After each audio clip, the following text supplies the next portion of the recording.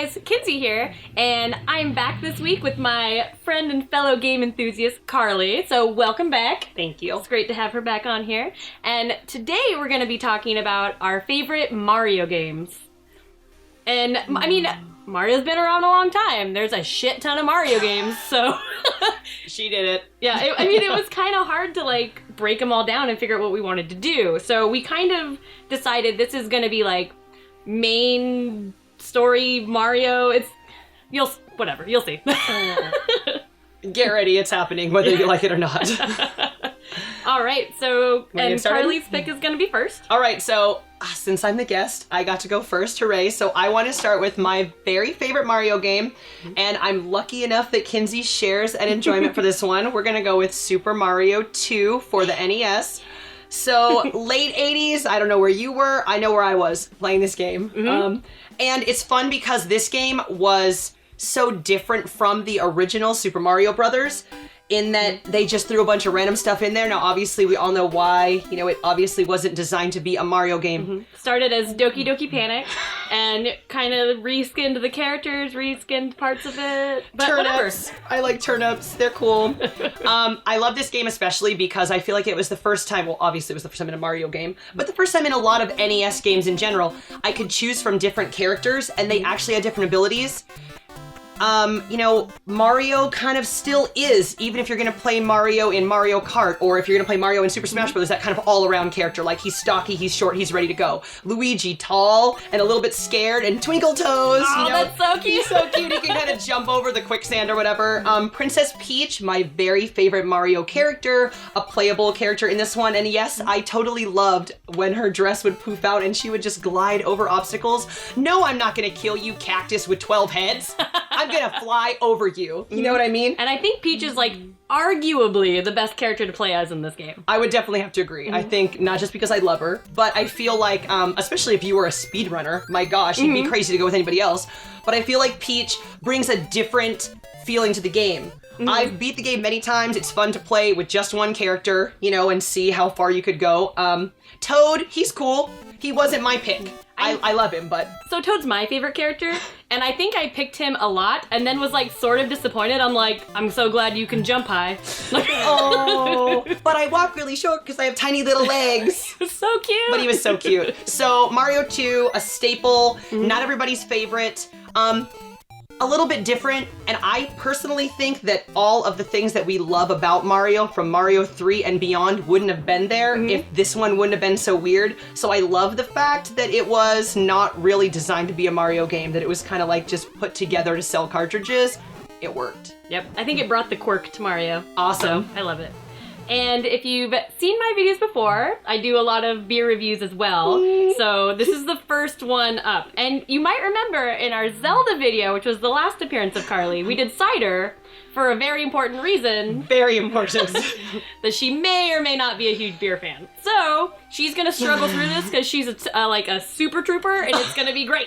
So, a Koopa Trooper? A Koopa Trooper? Koopa Troopa. So the first one up is the Stillwater Super Hop. And this can is awesome, which is mostly why I bought it. I'm willing to try it because of the can. Yeah, it's so cute. Stillwater Brewing is a place I should have prepared to talk about. No, you did. I did. From Stratford, Connecticut, Stillwater Artisanal Brewing. So let's try it. It's a Neotropic India Pale Ale, 6% alcohol by volume. Not really sure what a Neotropical IPA is, but that's all right. I think we're about to find out. And, oh, the Super Mario Bros. 2 mug. I want it so bad. It's so cool. I only had one. Oh, I'm the wrong-handed for it. Oh, it's so cool. All right, I'm kind of scared to try it. Cheers. I'm going to do it for... All right, how are you supposed to drink this? Does the pinky come out or stay in? I'm just kidding. I knew that was going to happen. I was like, I'm already drinking. Okay. It's too late. It's a little fruity. I don't know what a beer's supposed to taste like. A little bit of fruity. Okay. I think that's the Neotropic. I think they put in... Now I'm getting it! I just can't even go there. I think it's putting in the hops that have more of the, like... I don't know if it lists the hops, but it almost has more of the, like, papaya-y, citrusy taste to it. So, I don't think it lists the hops. It says, ingredients, hops.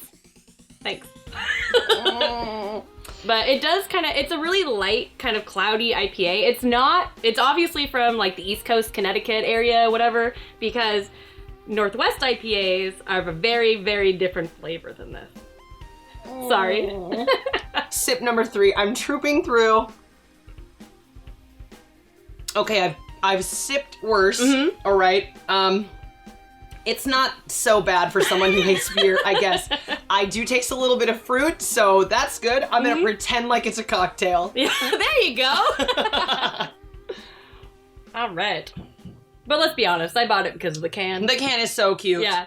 I mean, it is hard because living in Seattle and Pacific Northwest, whenever I try an IPA that's not a Seattle IPA or Pacific Northwest IPA, they just are so much more mild tasting. Here, they all taste like fucking trees. Like, it's just like you're drinking a branch.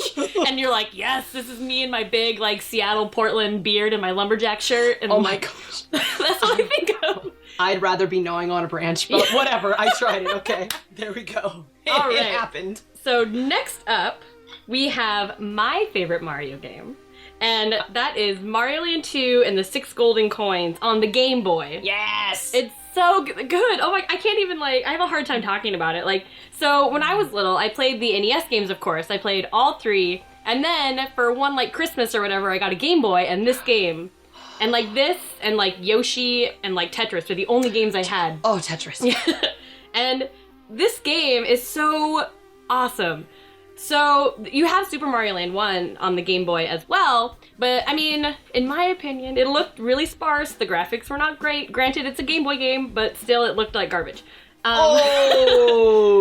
one, the levels are really awesome. It's the first appearance of Wario. Yes. So basically the premise of this game is Wario stole your castle because he's Wario and he's a dick. So he stole your castle. We didn't know that until we met him, but yeah. And this is where you met him. And so you had to get 6 golden coins to unlock the lock the magical lock he put on the castle. But what I think is really cool about this game is it's on the Game Boy, but the music is so good. The music is really good. Yeah. And there's 6 different worlds, and you can do them in any order you want to. Which is really nice because unlike like the dungeon crawler type games and like Zelda type games where you've got to get all of these different items and you kind of have to go in a certain order unless you're like really, really amazing. It's fun to have options in games, and especially when this came out, we were so used to playing something like linearly. You start here, this is where you end. You don't get to go off into an open world or make any choices for yourself. It's level 1-1, it's level 1-2, it's level 1-3. So that's what made this really cool. And it actually helped me out a lot because, I mean, I was not very old when I started playing this game. I was like 7. So if I got stuck in a level, I didn't want to be like, well, screw this game, you know? I could be like, man, that tree level with the bees is really hard. So I'm gonna, you know what? I'm just gonna go to Turtle World for a while and it's gonna be great. And just something about this game, I think that really, really helped me kind of get through it when I was younger and not as great at video games. So, and this one introduced an item that I'm not sure has actually come back, and that's the bunny ear gliding hat. Oh yeah, no. Yeah, because, I mean, in 64, we got, like, the wing cap and stuff, and this was their answer to gliding instead of, like, the, like, raccoon or the tanuki suit or anything like that. So, it was so cute. That's really fun. I didn't actually get my original Game Boy until my 10th birthday, so I kind of missed the opportunity on this one. I played it later, and I don't love it like you, and that's only because I don't have the same experience, because I didn't own it when I was young. I don't have that. I do remember the first time I played the game was on my Super Nintendo in my Game Boy Player. Oh, yeah! Like Super Game Boy or whatever, and again, the music was really cute. It was fun, but at that point I was just kind of like, I have so many other things that I could be playing right now. I'm not really going to play this one, so I probably need to take it home and give it another try. It's so good. This is the only Game Boy game that I have the, like, soundtrack for on my phone, and I listen to it. That's saying a lot. Yeah, you that's saying have a it lot. and you actually listen to it. Because she has a lot of stuff. Like, I don't know if you guys actually know, but she has a lot of stuff. Video game hoarder. All right. And the Awesome. next game we're actually going to talk about together. I'm so excited. But that is Super Mario World on the Super Nintendo. Yeah! And it's awesome. It is. You get to, like, ride on It's Yoshi. right here! Why would you not want to do that? We all want to do it! Mm-hmm. And it's colorful. It's a lot. It's similar to like Mario 3 in like the level layout and stuff. Yes. But I think they just took it that extra step. They took that extra step. I feel like Yoshi added in that whole other level to the play style. It was really cool to be able to be Mario when you want to be Mario, but then, you know, Yoshi, you're shooting projectile fruits further, you're jumping over big gaps. It's really cool. You can kind of run, and when you lost him, he'd always come back. You could just find an egg and get him back. I swear every time I play, Yoshi just runs off into a crevice and dies, but whatever, I love him, and he always comes back. I also really loved the cute, upbeat, kind of fun vibe that it has to it to play. It's really pick up and play. You don't have to, you know, have any skills necessarily, or you don't have to have played any other Mario games. I just love this game. This was the first Mario game I played 2-player. Oh yeah. So, and that was super fun because it's just this new world. It's so colorful. It's so wonderful. And what I do like about Yoshi, we were actually talking about this earlier, is that Mario games, you basically have like run, walk, jump. That's it.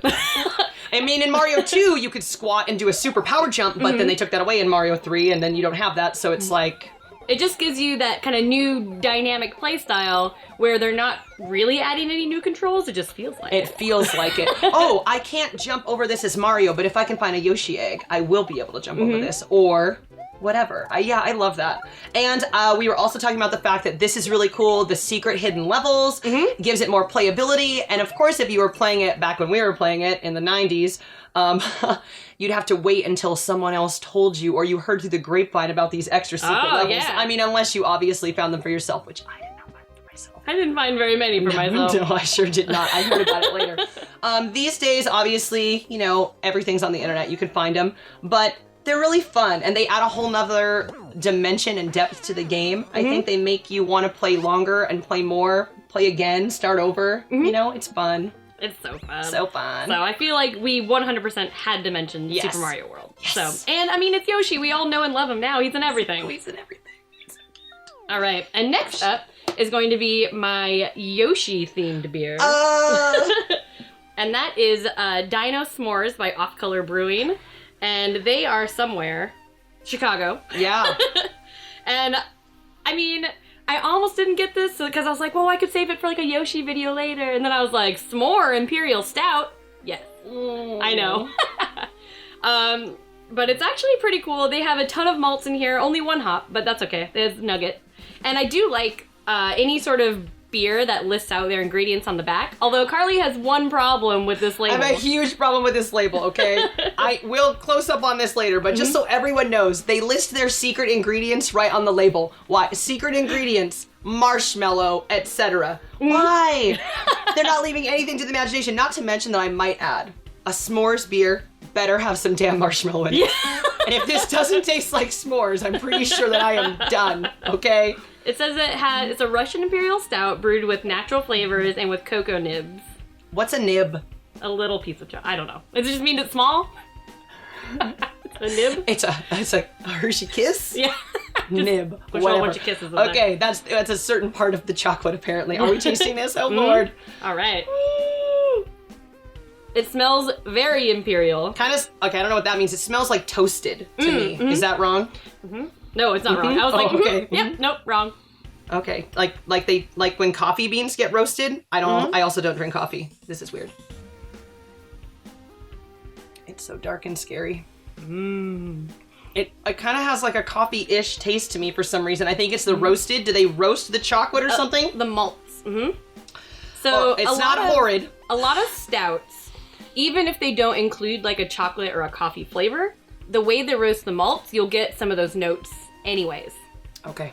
So they say that this has marshmallow, vanilla bean, molasses, graham flavor, and cocoa nibs.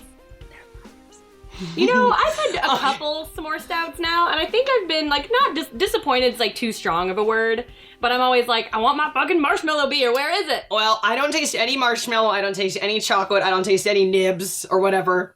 It tastes like something that's been roasted. There's an aroma of roast and a flavor of roast. It's very dark, and I know this is gonna sound dumb, but it tastes dark. Like it has no flavor in common whatsoever with that last beer that we just tried. Like not a single flavor in common. It has a decent amount of body, which just means it feels heavier, whereas that one may have felt a little bit more like on the water side. This is a little bit more on the like maybe hot chocolate consistency side. Well, it's drinkable. It tastes like a Russian Imperial Stout is what it tastes like. Perfect. With a little bit of like creaminess added, which is probably the vanilla. but I don't really taste any sort of s'more-ness at all. I will politely decline. I tried it. I tried my 3 sips. It didn't do it for me, but the bottle's adorable. It's totally Yoshi-esque. It's a little mouse in a dinosaur costume. Oh my gosh. Everything's cute in a dinosaur costume. I love it. Ugh. All right, so we're gonna get back to games, and next up is gonna be Mario 64. Sweet. Which I love this game. Awesome game. I remember being little, getting my 64, popping in Mario, and you open up in like the courtyard outside of the castle, and I remember just being like, whoa. Where am I? Everything looks huge. It was like more that you could see on the screen at one time than we'd ever seen on the screen at one time. Before, you know, like a side scroller, or you could only see a little bit, but you could see so much. And then you look around and there was more. It was crazy. I think I like looked at every inch of outside the castle before I went in the castle. Not me. I was like, go, because I've been trained to just go.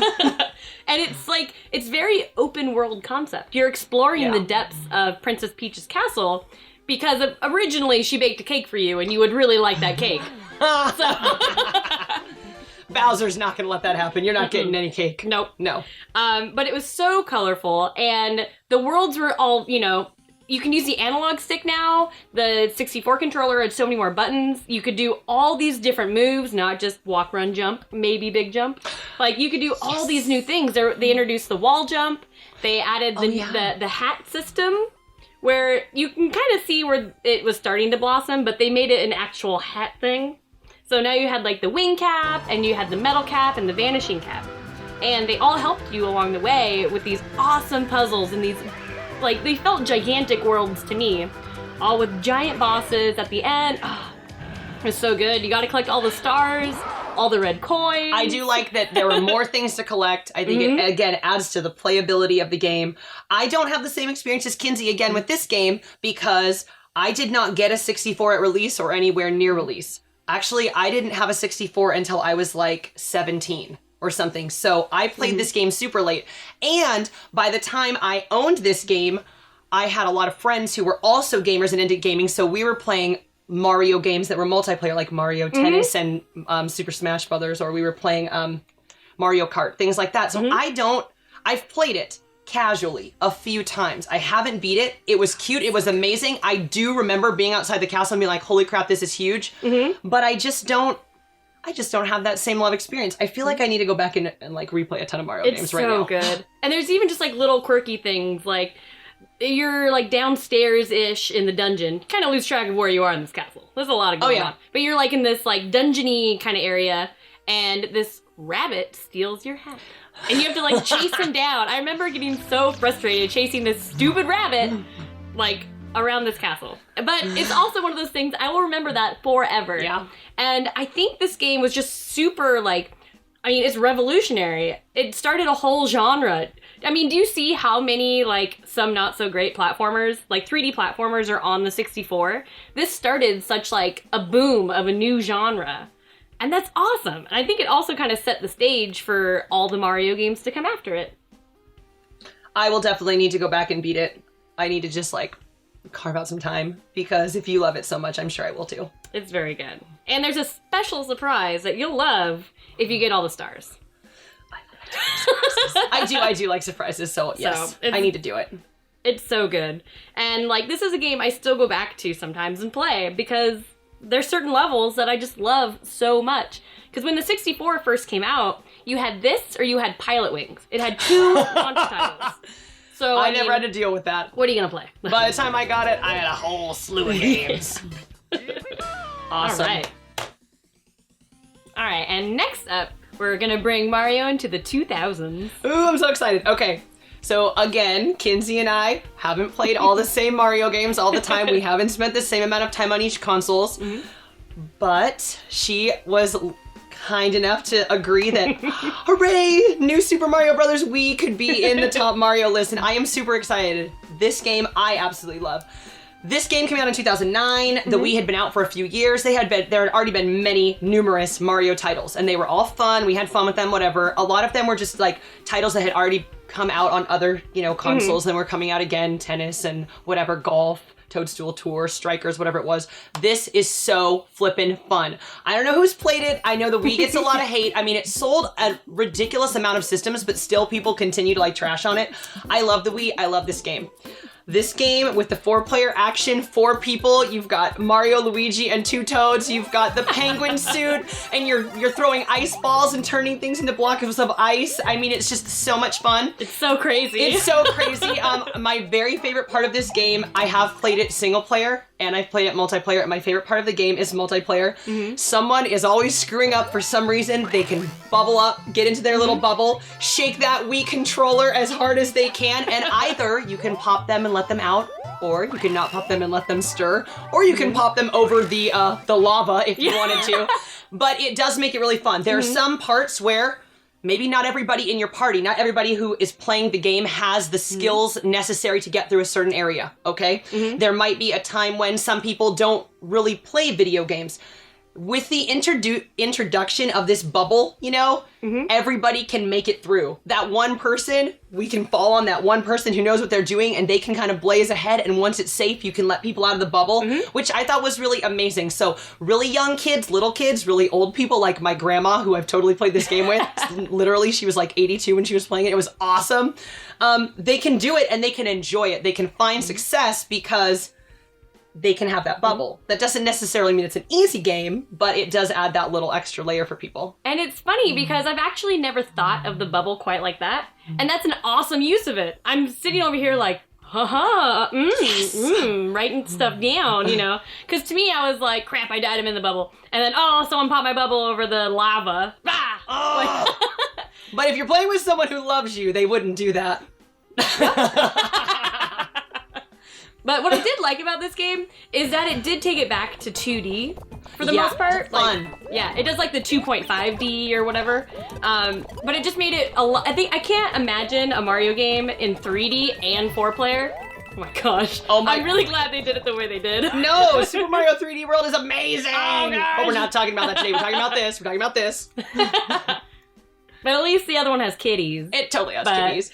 This game was really awesome. I'm so glad they took it back to the 2D, and it made it almost like a throwback game in a way, but with a whole bunch of awesome new spins on it. Yeah, the propeller hats were super cool. That was amazing to get that. And I know some people, again, think the Wii is gimmicky, but the fact that you could pump the Wii remote up and down and you would fly higher, it was amazing to me. I thought it was so cool. Again, though, I'm a person who's been alive for every Mario game, you know, so I've kind of played most of them. Not all of them to completion, but almost all of them to completion. And I feel like this one has a little bit of everything for everybody. It can be hard if you want to solo it. It can be like a fun, just like a Mario Party style, let's all just laugh and have a gag when you get everybody like grandma involved. Yeah. Little kids can handle it. And again, it can be really challenging. I mean, you know, if you're playing single player and you get in the bubble, you're dead. Well, you know, you're starting that level over. There is no second chance. There's no one to pop you out. So it still definitely has an edge. It's pretty fun. I love it. That's awesome. Yes. And I do think the Wii sometimes gets trashed on a little bit too much because there's a lot of awesome Wii games. And I was like very pro Wii from the start. So me too. It was so much fun. I loved it. I know it was gimmicky, but I didn't even care. I love it. I played so much. All right, so next up, we have our final beer. It's happening. And this one is by Mollusk, and that's in Seattle, Washington. It's cute. Formerly Epic Ales, which did all kinds of crazy beers. They did a mushroom beer. They do crazy stuff, which she's really happy that I couldn't find. I looked.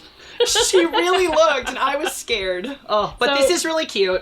This has a cute little squid on it. It's in honor of Blooper, who's one of my favorite Mario characters. So Blooper and Birdo, my dream team. Birdo. So you love it. So good. Nope. I'm like Team Peach. Give me 2 peaches all the time. 2 peaches. If only. But this is called Squid Eyes, and it's a black lager that's brewed with squid ink. So couldn't be any worse than the marshmallow and the whatever nibs. Yeah, I didn't taste any of that. This is just so unique that I kind of had to get it. So yeah. Okay. So it's got a little bit of squid ink. Squid ink. Again, it's got that dark roasty flavor or smell. Oh boy. Yeah, it smells like a heavy dark beer. like a porter. It smells like a porter. It doesn't taste nearly as heavy as that last one did. It's a black lager. So could actually like this. Yeah, so it's like the roasted malts and everything is why it's going to be the darker color. But like a lager, I mean, a lot of like, you know, like cheap piss beer is also a lager. It's just a light lager. Like the animal beer, like Schmidt or whatever. I don't even know if they still make that. So like a lot of those are lagers, and this is just a darker one. So it's a classy twist on a not as classy beer. There are classy lagers out This there. is definitely my favorite of the three. This beer Absolutely. is It's so not bad. good. It's my favorite of the three. I'm not gonna come out and say, I love it, you've changed my life, Kinsey, I love beer. No, that's not. I may have just said that, but that's not actually true. That just came out. But and just it has such cool, like, unique ingredients. Squid ink, come on. It's awesome. Does the squid ink actually have a flavor, or is it just for color? I don't know. I know that they use it in a lot of, like, Japanese dishes for the color. Like, you can also get, like, squid ink noodles, so you got black noodles. Whenever in Japan they have, like, a black bun on their, like, McDonald's Halloween burger or whatever, it's always colored with squid ink in Japan. Okay. So, I'm thinking it's not just burnt? Yeah. I just figured they were burnt. So I don't know if it really has a flavor. It probably has something, but whatever that something is, it's pretty good in beer. Definitely my favorite of the three. Still tastes like beer. Okay, so for those of you who are loving the beer, this is your beer. Yeah. But what were the other ingredients? Nothing's really standing out, like flavor-wise, but it's not as heavy as the last one. It's not light and fruity like the first one. It seems like to me an all-around like a middle beer. They say on this bottle, a Schwartz beer inspired by our love of everything mollusk. Squid ink is a delicate flavor, so it made sense to go with a pitch black, crisp, clean lager. Crisp and clean. Yep, that explains it. Crisp and clean. I would agree. It's unique but not unique at the same time, which actually is kind of nice, because then it's not this weird thing that's constantly in your face, you know? Like mushroom beer that she was trying to buy and make me drink. Gosh, I mean, really. Pretty good. I'm not gonna run out and buy it, but I drank more of that than I did of the other ones. And it's our one local Seattle beer. Yeah. So, it's pretty awesome. All right, and next up, I just wanted to talk about a little bit, like, so some of these games are really, really awesome. You know, and Mario's been around a long time. If you've played them, that's awesome. But if you haven't, there is a couple ways that you can play some of the older Mario games that you don't have to run out and buy in NES or a system that you don't have just to play them. So there's a couple different ones. If you have a Super Nintendo, you can play Mario All-Stars. So that has Mario 1, 2, 3 and the Lost Levels on it.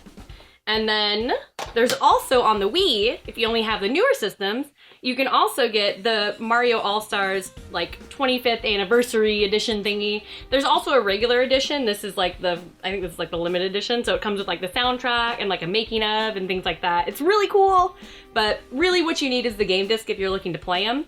And this is essentially the same thing as Mario All-Stars. So it has Mario 1, 2, 3. I think it also has, it has the Lost Levels. So the one thing, I was a little bit disappointed in this. If you're gonna make a new Mario All-Stars, it should have included Mario World. I don't know why it didn't, but you can also buy all of these, I think all of them, on the Virtual Console. Yeah. And on the 3DS Virtual Console, you can get 6 golden coins. So all of these games are available in some other way that might be a little bit cheaper, so you can still give it a try. Very true. Unless you're like me and you have a friend who's willing to let you borrow 6 golden coins. Because it's amazing. Yeah. All right, so that is our top 5 Mario. And where can people find you on the internet? If you were interested in finding me on the internet, I'm on Twitter at CarlyKillsIt, or on Instagram, same thing. And you can find me on the internet at KinsZilla, KinsZilla, on Instagram, Facebook, and Twitter, and of course on YouTube. So thank you very much for watching, and thanks for subscribing.